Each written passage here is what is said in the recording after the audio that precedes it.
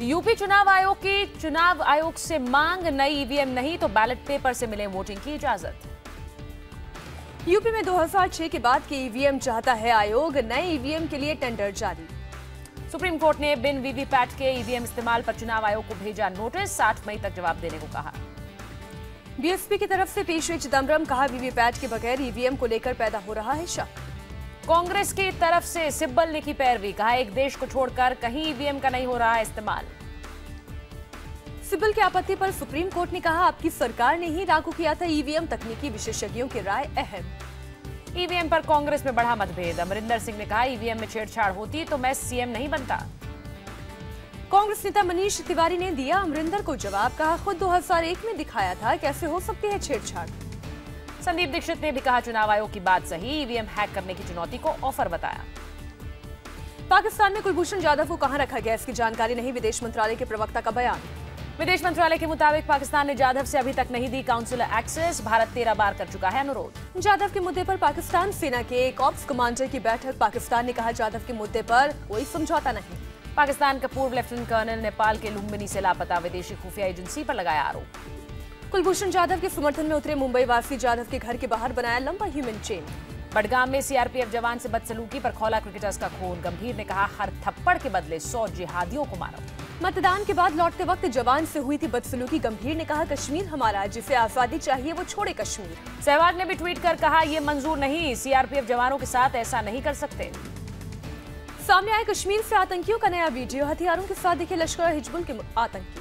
Video में दिख रहे हैं कुल 18 आतंकी का एक साथी ही बना रहा है वीडियो।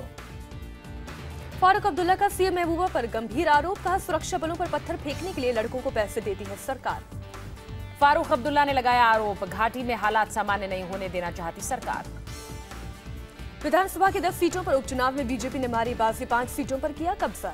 दिल्ली राजौरी गार्डन उपचुनाव में आपको करारा झटका, अकाली बीजेपी उम्मीदवार ने मारी बाजी। बीजेपी अकाली दल उम्मीदवार मनजिंदर सिंह सिरसा 14,652 वोट से जीते, कांग्रेस की मीनाक्षी चंदेला दूसरे स्थान पर।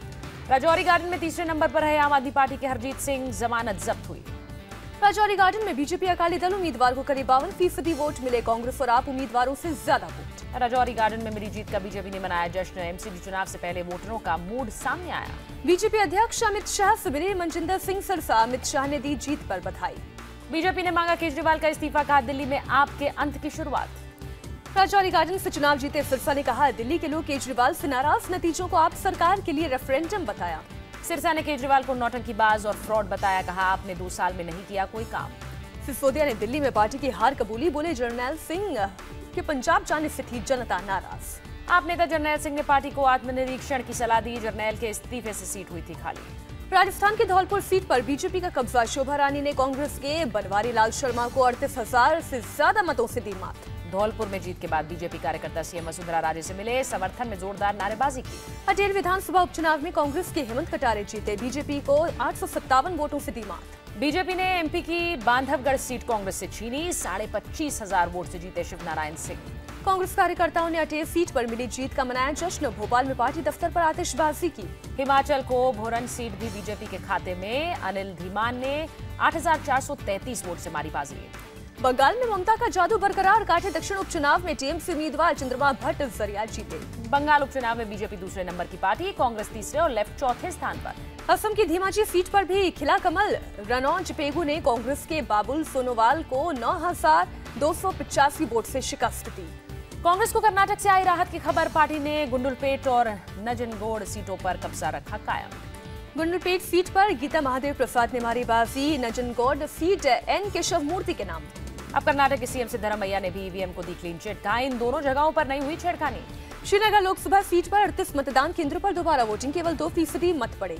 रविवार को चुनाव में हिंसा के कारण दोबारा वोटिंग के दिए गए थे आदेश, ज्यादातर बूथ दिन भर रहे खाली। शुंगलू कमेटी की रिपोर्ट पर राष्ट्रपति से मिले अजय माकन, केजरीवाल सरकार पर कार्रवाई की मांग। अजय माकन ने केस दर्ज कर सीबीआई जांच की मांग की, करप्शन के तहत मामले बनाने की अपील की। कांग्रेस नेता नारायण राणे ने अमित शाह से मुलाकात से किया इनकार, फडणवीस से भी नहीं मिले। अहमदाबाद में राणे अमित शाह मुलाकात भी की आई थी खबर, राणे ने कहा मेरे पास बीजेपी में शामिल होने का पहले से ऑफर। अब देखिए देश की आज की बड़ी खबरें। सीएम योगी ने शुरू की एडवांस एम्बुलेंस सेवा, 150 लाइफ सपोर्ट सिस्टम एम्बुलेंस को हरी झंडी दिखाई। सीएम ने हर जिले को 2-2 एम्बुलेंस देने का वादा किया। केंद्र सरकार से भी मदद लेगी सरकार। योगी ने कहा, लोग बोल रहे हैं हमारी सरकार तेज रफ्तार कर रही है, काम यही होना चाहिए सरकार की स्पीड। वैसाखी पर लखनऊ के याहियागंज गुरुद्वारे पहुंचे सीएम योगी, मत्था टेका, गुरबाणी सुनी। योगी के गुरुद्वारे पहुंचते ही जो बोले सोने हाल की आवाज गूंजी। योगी ने सिख गुरुओं से प्रेरणा की सीख दी। उत्तर प्रदेश के जालौन में गेहूं खरीदारी सेंटर मंत्री का छापा, किसानों की शिकायत पर डीएम को कार्रवाई का दिया आदेश। मंत्री ने बिक्री केंद्र पर किसानों को सुविधा देने का दिया आदेश, गड़बड़ी करने वालों पर सख्ती करने की बात कही। हरियाणा के रोहतक में anti Romeo operation Turga, police वालों की मंजिलों पर गिरी गाज। स्टेशन पर पहुंची टीम ने ओवरब्रिज की सीढ़ियों पर बैठे युवकों को पकड़ा, भागने वालों को भी दबोचा। 1 जुलाई से जीएसटी बिल लागू होने का रास्ता साफ, राष्ट्रपति ने जीएसटी के 4 बिल को दी मंजूरी। ईडी ने सीएम वीरभद्र सिंह को नया समन जारी किया, मनी लॉन्ड्रिंग केस में नहीं हुए थे पेश। महिलाओं को अब शादी के बाद पासपोर्ट पर पति के नाम लिखने की जरूरत नहीं, पीएम मोदी का ऐलान। इंडियन मर्चेंट चेंबर के कार्यक्रम में पहुंचे थे मोदी, कहा महिला हित में सरकार ने शुरू किए कई कार्यक्रम। मोदी ने किया ऐलान, अगले 2 साल में 5 करोड़ लोगों को उज्ज्वला गैस देने का लक्ष्य। दिल्ली के एसआरसीसी कॉलेज के कार्यक्रम में पहुंचे इंडिया टीवी के editor in chief Rajat Sharma, बोले आज जो कुछ भी हो एसआरसीसी की वजह से। रजत शर्मा ने एसआरसीसी के छात्रों को दी नसीहत, बोले इस दौर में छात्रों पर बड़ी जिम्मेदारी।